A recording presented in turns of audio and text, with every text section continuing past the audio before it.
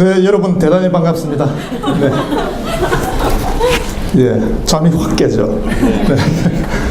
자, 오늘 참 여러분들이 보니까 가장 어려운 일들을 하고 계신 분들이 이 자리에 와 있고, 특히 뭐 대학교에도 대협력처라든지 또는 여러분들 NPO들 어떻게 보면 소위 물건을 파는 장사하고는 여러분들은 무형의 아무것도 없는 것을 팔아야 되는 그런 관점에서 본다면 꽤 이제 이 설득의 내공이라 할까, 그런 점에서는 가장 높은 단계의 사람들이어야 되지 않을까, 저는 그런 생각을 했습니다. 오늘 어쨌든 저는 또 이 1시간의 과정을 준비하기 위해서 꽤 많은 시간을 투입을 했습니다. 책을 읽어와야 되니까요. 그래서 이 책을 보면서 저도 많이 배웠습니다. 참 좋은 책이었고 저한테도 많은 인사이트, 이런 관점에서 하나하나 이렇게 과학적이고 좀 체계적으로 접근하는 게 중요하다, 그런 포인트를 가졌습니다. 이제 그런 면에서 제가 책과 또 더불어서 제가 왜 이런 강의를 하게 되는가의 관점의 약간 다른 점들, 그런 점들을 아울러서 잠깐 소개를 드리고 이 과정을 시작하도록 하겠습니다. 우리한테 주어진 시간이 너무 짧아요. 그래서 제가 아마 입을 떼자마자 거의 끝날 것 같은 그런 느낌이 들긴 하는데, 1시간 동안 하여튼 여러분들이 한번 집중해 주시고, 제가 약간의 거짓말을 못한다면 여러분이 일생일대에 만날 수 있는 아주 멋진 위대한 순간이 될 거라고 저는 확신합니다. 네, 같이 가시죠. 네, 기부자의 7가지 얼굴, 참 제목도 예사롭지 않아요. 네, 이제 가장 중요한 것, 포인트만 제가 간단하게 말씀을 드리면 세분화, 세그멘테이션. 네. 세분화는 엄밀하게 말하면 사람에게 있어서는 한 10% 정도의 영역입니다. 무슨 말이냐면 공통점이 되게 90%라면 좀 차별화하고 세분화하는 영역은 10%. 근데 어느 게 어려울까요? 당연히 차별화가 어렵습니다. 세분화 영역은 어렵습니다. 그래서 여러분들이 만약에 모금 설득의 이제 기본 단계에 계신 분들 같으면 어떻게 보면 아직까지는 세그멘테이션이 어려울 수 있습니다. 근데 다만 여러분의 조직에서는, 개인이 아니고 조직에서는 당연히 세그멘테이션 해야 되겠죠. 이제 그런 관점에서 전략적인 차원에 있어서는 여러분 개인별로 본다면 사실 여기에 내공이 좀 있고 상당히 오랜 기간 이 업무를 담당했던 분은 당연히 세그멘테이션을 넘어서 여러분 나름대로의 어떤 지표를 가지고 가야 될 줄로 생각을 합니다. 그리고 여기에 제가 2가지 은행과 동기 이렇게 구분을 좀 해놨는데, 사람을 소위 세그멘트 한다, 어떤 나눈다라는 것은 스누핑이라는 행위가 있습니다. 사람들이 머릿속을 들여다보는 행위가 있는데, 그 행위의 가장 기본적인 단계가, 첫 번째 단계가 사람의 언행을 들여다보는 겁니다. 저 사람이 말을 어떻게 하고 있고 행동을 어떻게 하고 있나, 그런 관점에서 여러분들이 뭐 디스크라든지 이런 굉장히 다양한 방법들이 있습니다. 근데 그런 것들을 좀 1단계로 본다면 동기, 특히 이 책에서 말하고 있는 사람들의 동기에 대한 이 차별화 그리고 구분, 이런 것들은 상당 시간을 교류를 해봐야만 알 수가 있는 겁니다. 이제 그런 관점에서는 그 사람의 어떤 사회적인 정체성이라든지 그 사람의 미션들, 비전 등등 이런 모든 것들을 사귀어봐야만 하는 거죠. 사람을 겪어봐야만. 이제 그런 관점에서는 시간이 많이 걸린다라는 것, 그런 부분들을 이해하고 이 책을 보시면 훨씬 더 도움이 될 것 같습니다. 2번째 포인트는 전략적인 차원입니다.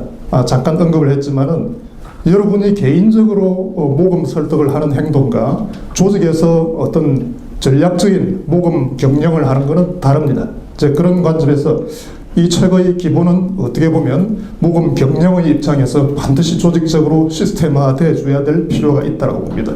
여러분들 NPO들이 만약 이런 기본이 안 돼 있다 그러면 그야말로 이제 그 소위 말하면 지인 소개의 단순 영업 방식에 의해서 우발적으로 우연히 여러분의 지인 네트워크를 활용하는 그런 정도에 불과할 가능성이 많습니다. 이제 그런 점에서는 조직에서는 좀 이 부분은 전략적으로 가져가는 게 맞다라고 생각이 됩니다.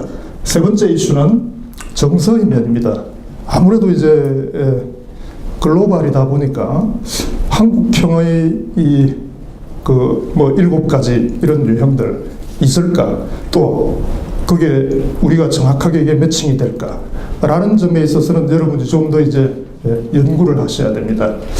오늘 저는 이 책에 대해서 뭘 어떤 평가를 하기 위해서 나온 사람이 아니기 때문에 제 강의하고 연결을 해볼 때는 여러분 오늘은 세분화는 사실은 좀 생략하도록 합니다. 어떻게 보면 사람들에게 공통적으로 접근하는 그 부분에 대해서 위주로 접근을 하게 되고, 두 번째는 개인적인 차원에서 여러분이 뭐가 설득을 한다 그러면 상대방에게 나아가서 개인적으로 이렇게 하는 행동 위주로 오늘 강의를 좀 풀어가겠습니다. 세 번째는 한국형입니다. 우리에 있어서 이 글로벌 설득 심리라든지 굉장히 다양한 요소들이 많은데 그런 솔루션들이 우리에게는 좀 적합지 않은 부분들도 꽤 있었습니다. 그래서 아까 언급을 하셨지만은 EBS에서 한국형 최초의 실험을 해본 적이 있습니다. 그러다 보니까 참 굉장히 재미난 점을 많이 발견했습니다. 글로벌 설득에서 가장 잘 먹힌다는 그런 원칙들이 우리에게는 의외로 역효과를 발휘할 수 있다는 겁니다. 그런 점에서 한국형의 어떤 이슈들이 좀 필요하다 그렇게 생각하고 지금부터 말씀을 좀 드리겠습니다. 자, 먼저 여러분하고 이렇게 많은 인원이 있지만은 저하고 그냥 1대1이라는 느낌을 한번 가져가 보세요. 네, 그리고 여러분들이 자유롭게 잠깐이라도 이야기를 할 수 있으면 좋겠습니다. 자, 설득이란 뭘까요? 설득이라는 것을 여러분 나름대로 한번 정의를 한번 해보시죠. 설득이 뭡니까? 네. 네, 방금 말씀하셨던 분 한번 이야기 다시 크게. 상대방까지는 들렸는데 상대방에게 어떻게? 상대방이 나처럼 생각하게 하고. 상대방이 나처럼 생각하게 만드는 것. 네, 이게 설득이다. 네, 좋네요. 또 한 분. 네. 자, 이것보다 좀 더 예를 들어 약간 좀 더 높은 내공을 보여주고 싶다. 그런 분 계시니까 한번 이야기해 보세요. 설득이란? 나의 의도대로 상대방을 행동하고. 나의 의도대로 상대방을 행동하고. 네, 좋네. 아우, 엄청난 욕심이 배어나. 네. 또, 네. 여러분이 여기에서 오늘 이 업무를, 모금 설득이라는 업무를 처음 담당하시는 분이 한번 이야기해 보는 것도 좋을 것 같아요. 설득이 뭡니까? 기부하게 만드는 것. 네. 돈 생기는 것. 네. 밥이 되는 것. 설득이 뭡니까? 한 분만. 동의를 얻는 것. 네. 예. 좋습니다. 여러분들 이제 세 분이 이렇게 말씀을 하셨는데, 물론 전원이 아마 자기 생각을 다 표출하기는 이 어려운 장소니까 여러분이 방금 들었던 이야기를 가만히 생각해 보세요. 과연 그런 것들이 쉽게 일어날 수 있는가라는 겁니다. 네. 지금 여러분이 제대로 된 정의를 했지만은 그 데피니션 자체가 여러분들의 행동으로 말미암아 쉽게 일어날 수 있는가라는 겁니다. 사람의 동의를 얻기가 쉽나요?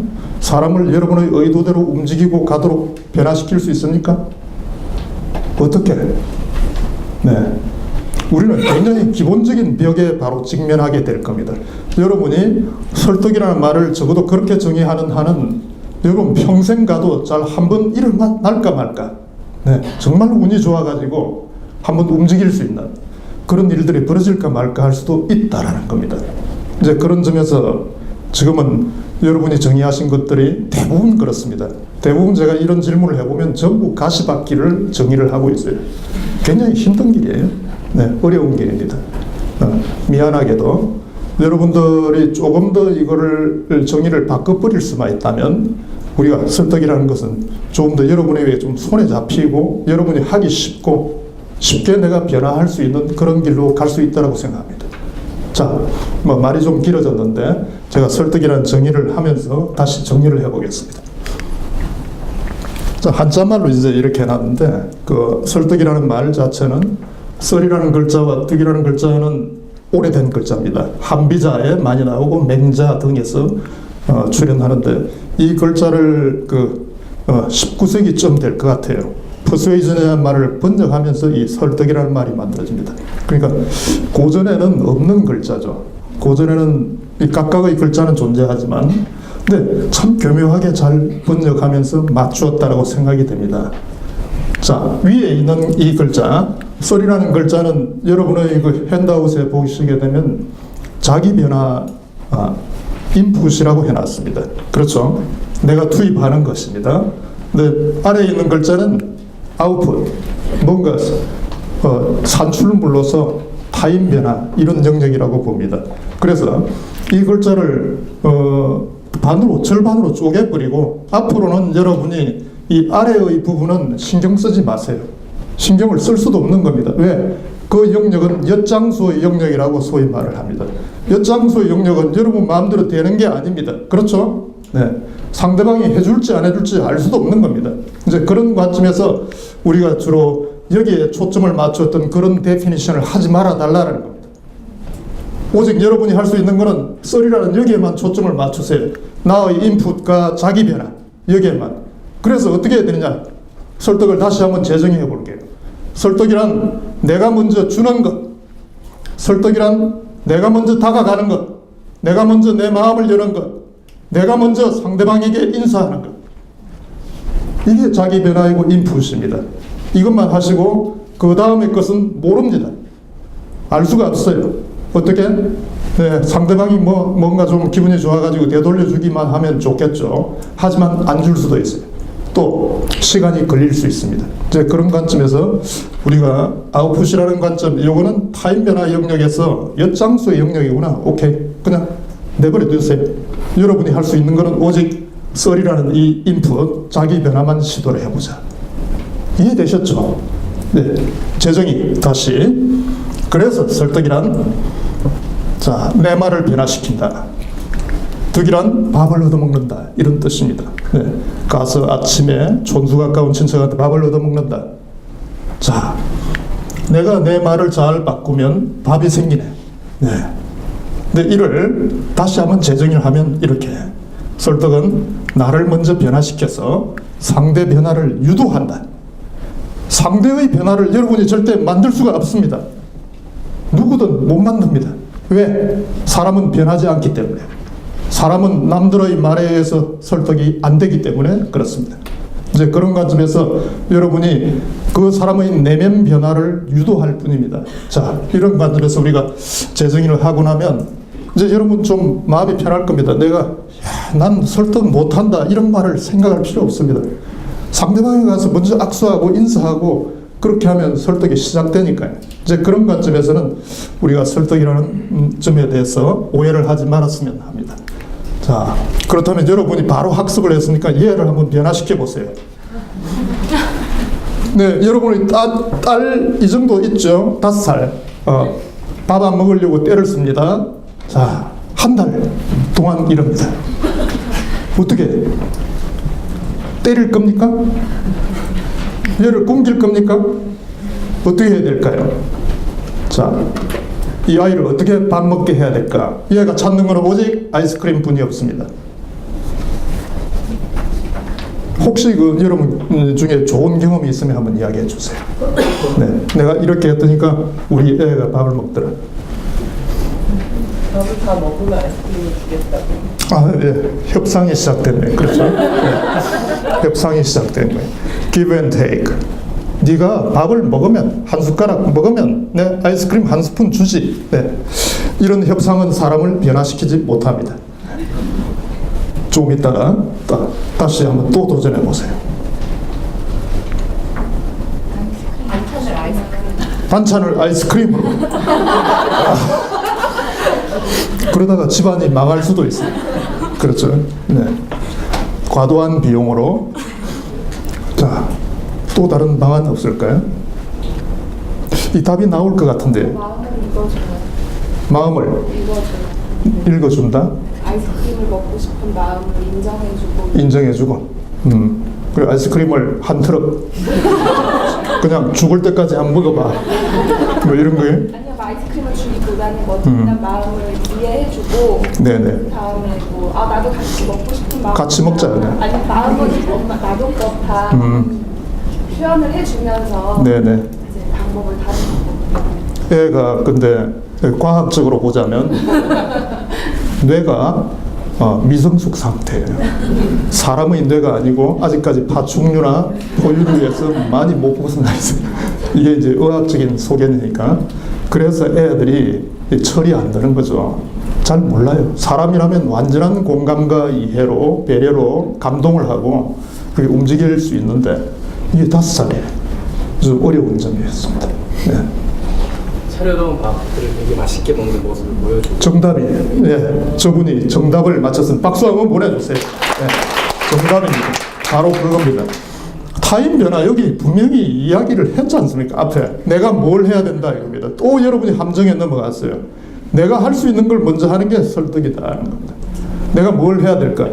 자, 이 사례는 왜 여러분한테 말씀드리냐면 실제로 EBS에서 우리 애가 이렇게 달라졌어요. 네, 출품된 하나의 작품인데 실화죠. 실화인데 이 답이 반드시 우리의 답일 필요는 없습니다. 하지만 굉장한 힌트를 주고 있습니다. 자기 변화. 엄마가 마침내 의사를 찾아갑니다. 아니 도저히 난 우리 애 이제 케어를 못하겠다. 그랬더니 의사가 자초지종을 다 듣고는 아주머니 도대체 누가 문제입니까? 그러는 거예요. 누가? 이 순간에 이 엄마가 완전히 깨달음을 얻었대요. 득도를 한 거예요. 네. 아우, 우리 애 새끼가 문제가 아니고 내가 문제구나. 바로 그런 점이었습니다. 상대방이 문제가 아니고 내가 문제라는 거죠. 네. 애를 바꾸려고 엄청나게 이렇게 했지만 결국은 자기가 바뀌어야 된다는 사실을 깨달았던 겁니다. 어떻게? 왜? 5년 내내 애에게 밥을 맛있게 먹는 장면을 한 번도 보여주지를 못했대요. 오직 아이를 막 닥달하고 먹으라고 막 이렇게 관리를 하고는 그리고는 자기는 돌아서서 애 없는 데서 밥을 마지막에 먹었답니다. 이 결과 바로 이런 작품을 만들어낸 겁니다. 아이는 모든 것이 바로 부모의 작품이지 않겠습니까? 이제 그런 관점에서 본다면 우리 협상에서의 유명한 격언을 하나 소개를 할 텐데 여러분의 핸드아웃에 적어놨을 겁니다. 상대방은 문제가 아니라 솔루션이다. 네. 어떻게 본다면 이 단순한 진실 우리가 이제 이런 것들을 생각하면서 오늘 설득의 본질, 자 내가 먼저 변화하는 거다. 그리고 상대방은 절대 문제가 아니라는 점이다. 이제 두 가지를 결합해 본다면 우리가 하고자 하는 모금 설득에 대한 힌트가 좀 생길 것 같아요. 저는 이렇게 좀 정리를 해봤습니다. 첫 번째, 여러분 그 핸드아웃은 안 봐도 됩니다. 그냥 이것만 보시고 같이 가시죠. 사람은 설득되지 않는다. 네, 그게 진실입니다. 사람은 어떤 외압의 변화라든지 뭐 독촉이라든지 푸시를 한다고 한다. 그래서 그 사람이 본질적으로 바뀌는 건 아니다라는 겁니다. 네. 자, 두 번째는 사람은 어떻게 바뀌기는 하는데 스스로의 판단에 의해서 변화하더라. 파스칼이 했던 말입니다. 남이 판단해 준다고 해서 따라가질 않아요. 오직 자기가 이 길로 가는 게 나에게 이길 것 같네, 유리할 것 같아. 이제 그런 관점에서 자기의 판단을 바꾸는 것이지.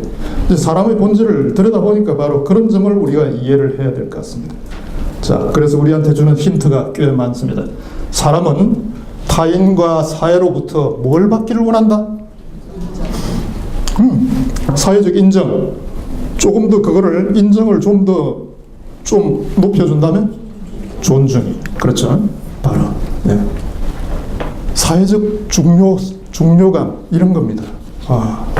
사람들이 어떻게 보면 이 지구상에 여러분들이 살아있는 이유 자체도 바로 그런 게 아닐까요? 네. 여러분도 대한민국 사람 조사해 보니까 가장 싫어하는 게 뭐냐면 타인으로부터 무시당하는 겁니다. 무시. 네. 뭐 여러분이 나가서 당장 한번 실험해 보세요. 길 가는 사람 잡고 무시를 한번 해봐요. 뭐가 날라옵니다. 그렇겠죠. 근데 존중 반대로 한번 해보자 이겁니다. 자, 그리고는 모금 설득이라는 것은 얻기 전에 뭘 줘야 돼. 여러분이 이제 자기 변화를 해야 되는 거예요. 그렇죠? 여러분이 마치 TV를 파는 가전제품 판매자처럼 뭔가를 줘야 돼요. 무형의 뭔가를. 뭡니까? 응? 만족? 네. 포괄적인 개념일 텐데 여러분이 이렇게 한번 정리해 보세요. 상대방에게 사회적으로 자기 중요한 존재감 이런 것들을 표출할 수 있는 길을 줘야 될 겁니다. 네. 이를 이제 우리는 justification, 명분이라고 해보자 이겁니다. 그 사람이 합리화하고 정당화하고 하는 그런 이슈를 줘야 된다는 겁니다. 자, 마지막으로 반드시 기부자의 뭘 자극해야 돼 이제는? 여러분이 푸시해서 안 되는 거죠. 뭘 해야 됩니까? 그 사람이 스스로 변화하도록 여러분이 만남의 목표를 그렇게 잡아야 될 거다. 네, 이를 우리는 내재 동기라 해보자. 네, 다니엘 핑크라는 사람이 이제 뭐 책을 이렇게 쓴 적이 있습니다. 드라이브라는 책을 보면 동기부여의 이제 가장 최신판이라 봐야 되겠죠. 사람의 내면에 있는 내재 동기를 자극하지 않으면 안 된다. 자, 그런 관점에서 우리한테는 좀 힌트가 되는 것 같습니다. 자, 이렇게 한번 정리해보고 그런데 이 말로만 이렇게 하니까 굉장히 쉬워질 것 같잖아요. 설득이 쉽습니까? 만만치 않아요. 그렇죠? 여러분이 한숨 많이 쉬는 사람 많을 텐데 이 장면 한번 보십시다. 이 설득의 장벽이라는 게 도대체 뭘까?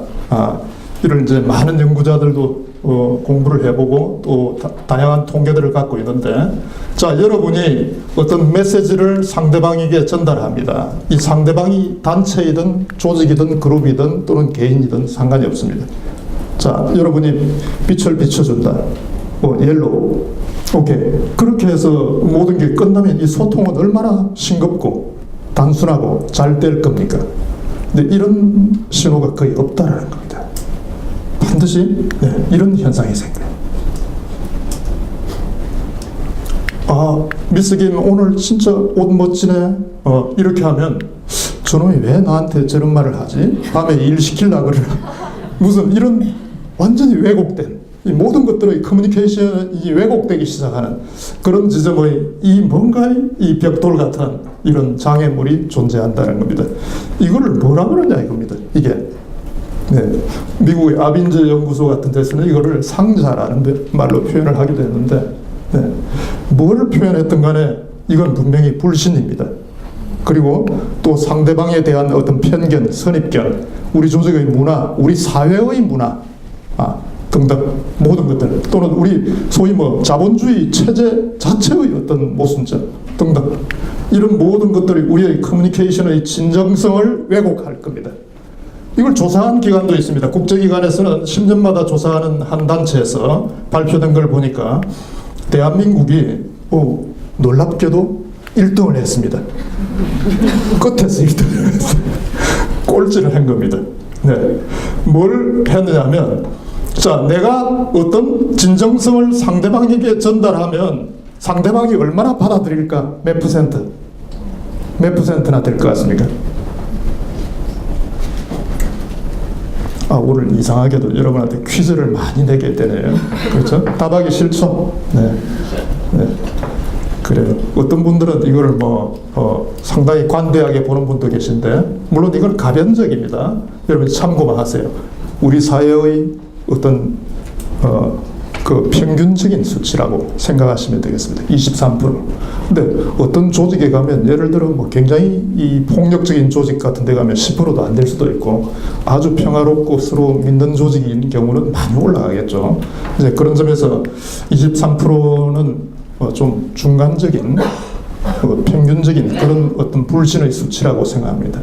근데 이웃 10명 중에 너 도대체 몇 사람을 믿느냐? 똑같습니다.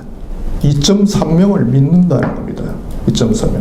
그럼 나머지는 여러분의 메시지가 상대방에게 투과되는 투과율이 얼마나 되느냐? 23%라는 겁니다. 이제 이런 관점에서 여러분이 얼마나 험악한 환경에서 이런 어떤 업무를 담당해야 되는지 이제 바로 그런 점이 우리의 장벽이라고 생각이 됩니다. 근데 이게 좀 약한 나라, 이게 좋은 나라가 있겠죠. 심지어 우리가 옆에 일본 일본이라는 나라를 가장 우습게 보는 나라가 대한민국이 아닐까 싶습니다. 그죠? 굉장히 무서운 나라예요. 근데 그 나라도 한 50%쯤 나오는 것 같아요. 미국도. 미국하고 맞짱 뜰 수 있는 나라가 이 지구상에 아마 한국뿐이 없을 것 같습니다. 네, 그 나라도 한 50-60%, 덴마크 같은 데는 89% 이렇게 나오고 있습니다. 근데 이 조사가 뭐 정밀하게 무슨 과학적인 조사는 아니다 보니까 심정적으로 그렇게 느껴주시고, 다만 굉장히 부끄러운 수치입니다. 아프리카보다도 낮고 우리가 그 험악한 모든 전쟁 지역보다도 우리의 불신 수치가 훨씬 더 높다라고 하는 게 우리 현주소라면 참 우리도 마음이 안 좋습니다. 자, 내가 말하는 메시지들이 이렇게 된다는 겁니다. 자, 이걸 어떻게 넘어설까? 이 넘어서는 방법을 오늘 좀 정말 여러분이 꼭 실천을 한번 해봤으면 좋겠습니다. 이를 저는 교감이라고 합니다.